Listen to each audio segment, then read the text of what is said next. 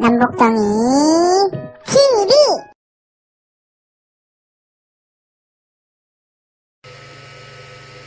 안녕하세요. 역사교실 시간입니다. 오늘은 지난 시간에 이어 제2편 5강 문벌귀족사회와 무신정권편입니다. 오늘은 후삼국을 통일하는 과정에서 왕건의 호족 포용책이 낳은 귀족 중심의 사회가 형성되는데, 이러한 문벌귀족사회의 성립과 동료에 이어 무신정권의 성립에 관해서 알아보겠습니다. 태조 왕건은 고려 왕조를 안정시킬 필요성이 대두되자 지방에서 독자적인 세력을 형성한 호족을 포섭하여 혼인정책과 사성정책을 펼치며 호족들을 포섭하기도 하고, 사신관 제도나 기인 제도를 통해서 호족들을 견제하기도 하지요. 이 과정에서 호족들은 힘을 키우면서 하나의 문벌을 이루고 새로운 지배층이 되어갑니다. 이렇게 형성된 문벌귀족은 여러 세대에 걸쳐서 고위 관료를 배출하면서 성장하게 되죠. 문벌귀족은 과거와 음서를 통해서 관직을 독점하고 중서문화성과 중추원의 재상이 되어 전국을 주도해 나가지요. 이들은 관직에 따라 과전을 받고 또 자손에게 세습이 허용되는 공음전의 혜택을 받았을 뿐 아니라 권력을 이용하여 불법적으로 개인이나 국가의 토지를 차지하여 정치 권력과 함께 경제력까지 거의 독점합니다. 한편 이들은 비슷한 부류끼리 혼인관계를 맺어 권력을 더욱 단단하게 장악하였죠. 특히 왕실과 혼인관계를 맺어 외척으로서의 지위를 이용하여 정권을 장악하기도 하였습니다. 이러한 문벌귀족의 성장에 따라 사회적 모순과 갈등이 나타나기 시작하는데요.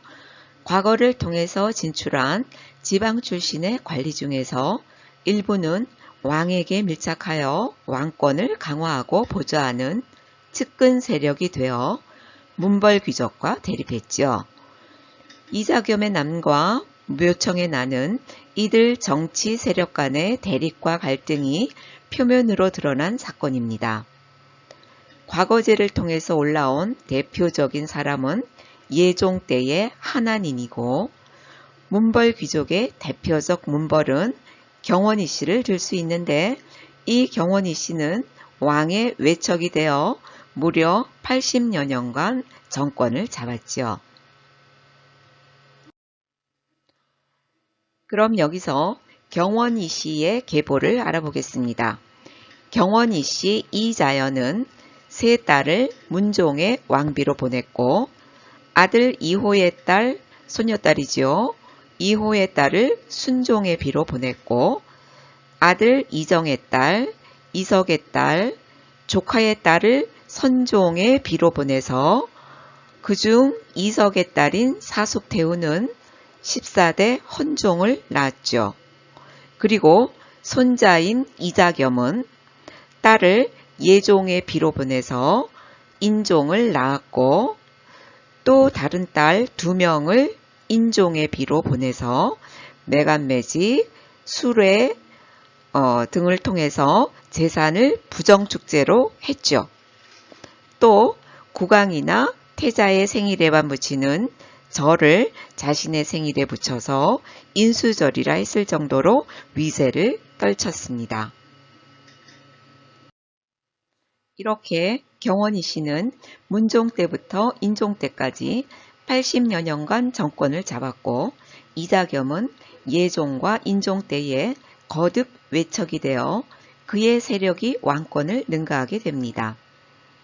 이자겸은 한 걸음 더 나아가서 인종을 패하고 자신이 왕위에 오르려는 야심을 품자 인종은 이를 염려하여 사전에 제거하려 하면서 이자겸의 난은 일어납니다. 1126년의 일이죠.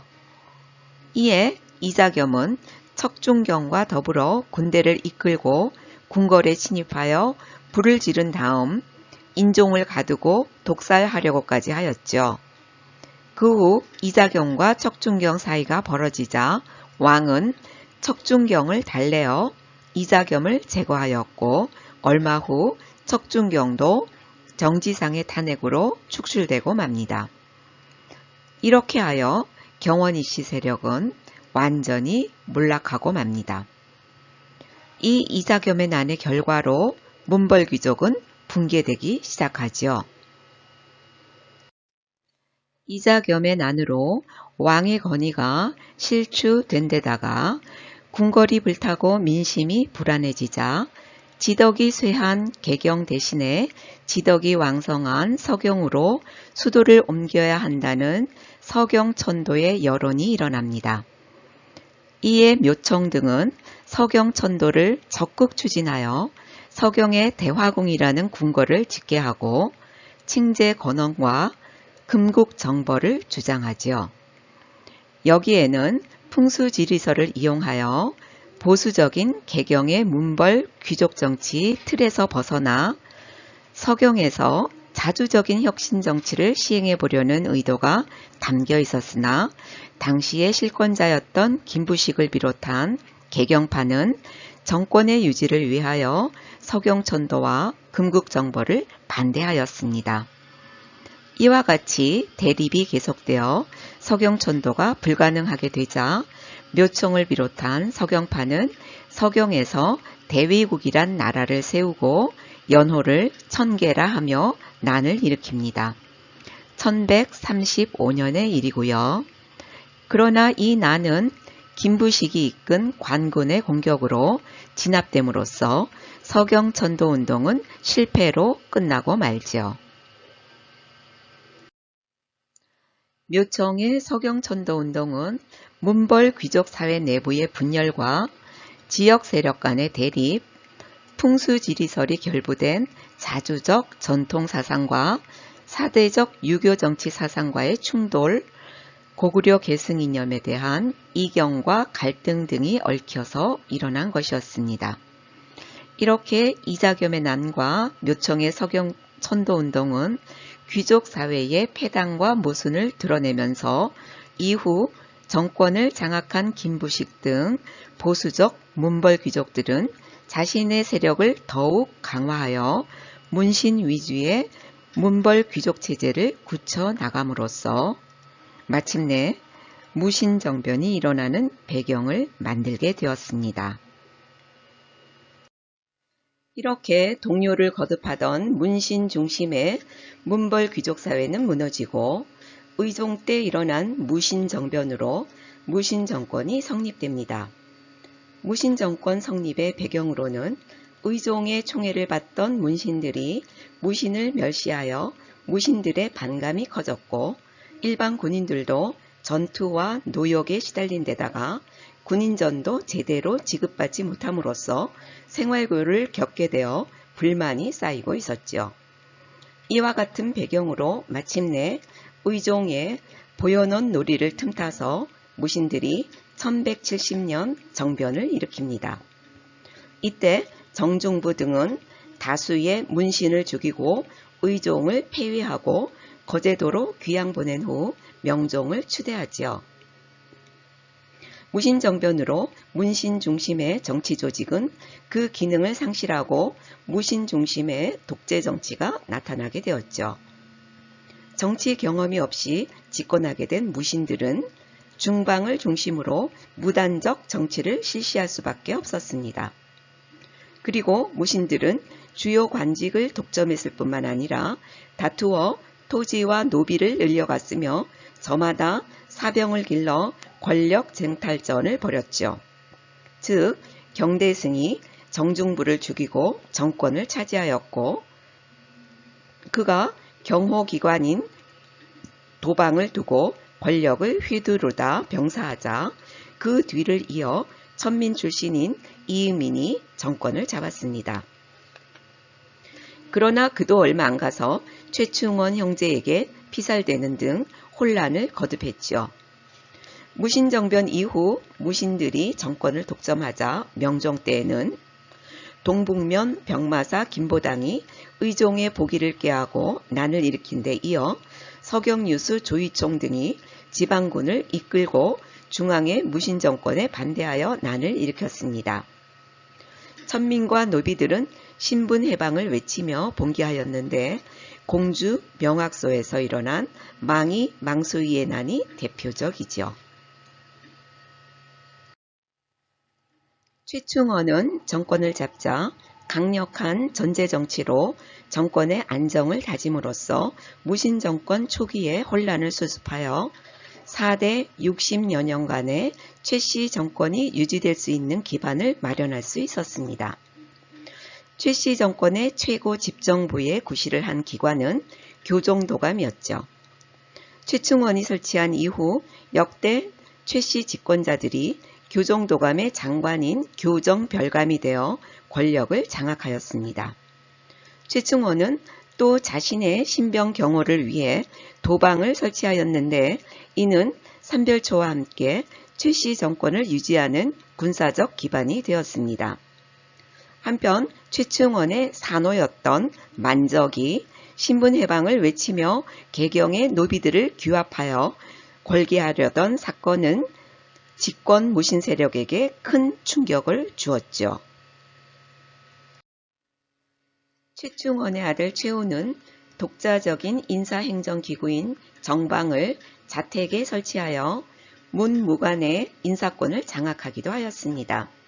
또 문인들의 수기기관인 서방에 전문적인 지식을 가진 문사들을 참여시켜 고문 역할을 담당하게 하였죠. 최우는 몽골의 침입에 대비해 1232년 강화도로 천도를 합니다. 최씨 무신집권 60여 년은 최우 때 전성기를 이루지만 그의 사후는 무신정권의 쇠퇴기가 됩니다. 최항, 최의에 이어 최충원의 간호인 김윤성의 아들 김주는 최의를 죽이고 왕정복고를 꾀하여 원종이 몽골로 가기 전에 교정별감에 임명되어 권력의 절정에 오르지만 김준 일족과 자식들의 탐학이 무리를 빚자 몽골 사신을 죽이고 원종까지 제거하려 했죠. 이에 왕권 강화를 위해 몽골과의 강화를 도모하던 원종은 이면을 시켜 김준을 참살합니다. 김준을 참살한 이명과 임유무를 마지막으로 무신정권은 몰락하고 1270년 개경환도가 이루어지면서 왕정이 복고되고 강화에 남아있던 무신세력은 야별초를 거느리고 삼별초의 항쟁을 하게 됩니다. 다음 도표는 무신정권의 변천과 권력기구를 나타내는 도표입니다. 1170년 무신정변으로 시작한 무신정권은 1270년 왕정 복고와 개경환도가 이루어지면서 100년 만에 막을 내리죠. 1179년 경대승, 1183년 이민까지가 무신정권의 성립기이고 권력기구는 중방입니다. 1196년 최충원을 시작으로 최씨 무신집권기가 시작되고 1219년 그의 아들 최우가 그리고 1257년 최항, 최의까지 60년의 최씨 무신집권기가 막을 내리게 되지요. 권력기구는 최충원 때 설치했던 교정도감이 끝까지 가고 최우 때 설치했던 정방이 병행하게 됩니다. 1258년 김준에 이어 1268년 이면 마지막으로 1270년 임유무까지 100년의 무신정권은 막을 내리게 됩니다. 우리 역사 속에서는 봉기가 크게 세 차례 있는데요. 신라 말기, 고려 무신집권기, 그리고 조선 후기 세도정치 시기인데 그중 고려 무신집권기의 봉기를 알아보겠습니다. 무신집권 성립기인 정중부 집권 때에 병부상서 겸 서경유수 조의총이 무신정권에 반대하면서 조의총의 반란이 일어나고, 역시 같은 정중부 집권 때에 공주 명학소의 소민이었던 망이 망소이가 봉기했고, 이민 집권 때에 신라 부흥을 표방하며 김삼이 효심이 봉기했고, 최씨 무신 집권 최충원 집권 때에 산호 만적이 천민들의 신분해방운동을 했습니다. 이 그림은 무신정변의 배경이 된 오병수박희를 하는 모습을 그린 것인데요. 고려사에 의하면 의종이 정사를 돌보지 않고 눌러다니며 가까운 문인들과 함께 술을 마시고 시를 읊으며 궁궐로 돌아가기를 잊으니 호위하는 장군과 사졸이 굶주리며 불평하였다. 이에 이방, 이고가 함께 정변을 모의하였다. 정중부는 왕이 황궁하면 참을 것이고 또 보현원으로 옮겨가면 이 기회를 잃지 않을 것이다 라고 하였다. 왕이 보현원으로 이동하기 전에 무신에게 명하여 오병수박희를 하게 하였다. 대장군 이소웅은 무신이지만 용모가 야위고 힘이 약하여 이기지 못하고 달아났다. 문신 한뢰가 앞에 가서 이소웅의 뺨을 때려 섬돌 아래로 떨어뜨리니 왕과 여러 신하가 손뼉을 치면서 크게 웃었다라고 서술하고 있죠. 오병수박희는 손기술을 사용하여 무술을 겨루는 것이고, 오병은 5명의 군사가 한조가 되어 겨루는 것이죠. 고려시대에는 군대의 최고 지휘관도 문신으로 임명되었는데, 거란과 여진과의 전쟁에서 활약한 강감찬이나 윤관도 문신이었죠. 무신들은 오랫동안 받아온 차별 대우와 문신 위주의 정치에 불만을 가지고 있었습니다. 그럼 무신 정권기의 문인들은 어떠하였을까요? 이규보는 동국 이상국집에서 무신 정권을 찬양하는 문학작품을 많이 남겼는데, 이것이 가능했던 것은 최씨 정권의 2대 집권자 최후가 문인을 우대하고 관직에 추천하자 그의 밑에 이규보 등 재능 있는 문인들이 많이 모이게 되었죠. 최후는 이들을 셋으로 나누어 교대로 자신의 저택에 머물게 하고, 이들이 머문 곳을 서방이라 함으로써 무인들의 조직인 도방과 문인들의 조직인 서방이 함께 존재하게 되었죠. 서방의 문인들은 관리가 되어 정방의 인사행정을 담당하면서 정치에 깊이 관여하게 됩니다. 서방은 최씨 정권이 몰락한 뒤에도 폐지되지 않고 지속되었죠. 이러한 서방의 설치는 아이러니하게도 문장과 행정에 모두 뛰어난 문인 사대부 계층이 형성되는 계기가 되었습니다. 이들은 무신 정권을 찬양하는 문학작품을 많이 남겼는데, 이규보는 동국 이상국집, 동명왕평 등에 이를 수록했지요. 오늘 이렇게 해서 고려 전기의 문벌 귀족들이 몰락하고 중기의 무신 집권기의 성립과 쇠퇴에 대해서 살펴보았습니다. 다음 시간은 고려의 대외관계와 정치적 변동에 관한 강의가 이어집니다. 기대해 주시고 오늘 시청해 주셔서 감사합니다.